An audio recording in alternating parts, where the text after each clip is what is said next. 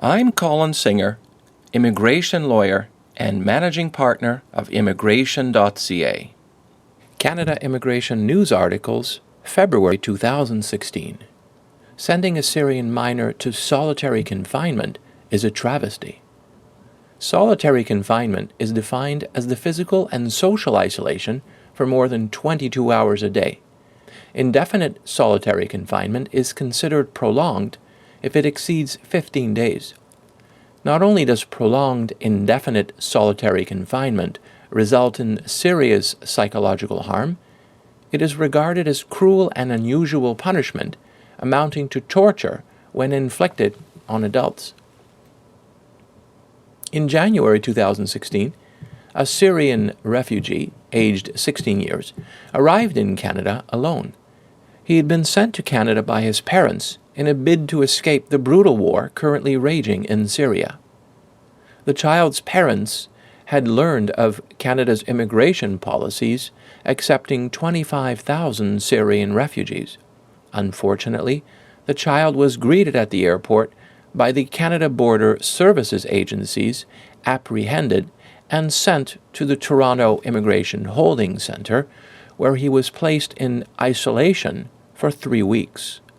The unaccompanied minor was requesting asylum in Canada and instead found himself in a desolate, isolated situation.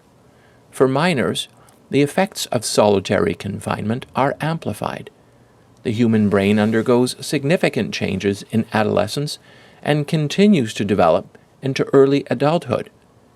The child was allowed out for less than an hour each day, left alone outside.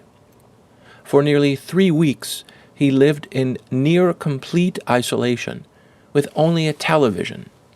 Despite having merely asked for refuge, he was treated as a criminal, and to make matters worse, rather than apologize for such abuse, the CBSA is now seeking to deport him. The United Nations Committee on the Rights of Children has stated that solitary confinement should not be used for anyone under 18 years of age for any period of time. This prohibition applies regardless of circumstances. There is no disciplinary or administrative objective that can justify placing a child in solitary confinement. Last month, U.S. President Barack Obama banned solitary confinement for juveniles in U.S. federal prisons. As an unaccompanied minor asylum seeker, this individual should never have been imprisoned under these conditions. The lack of statutory prohibitions against the use of solitary confinement for juveniles allows its continued use in Canada. The policy, a holdover from the former Conservative government, must be abolished for juveniles.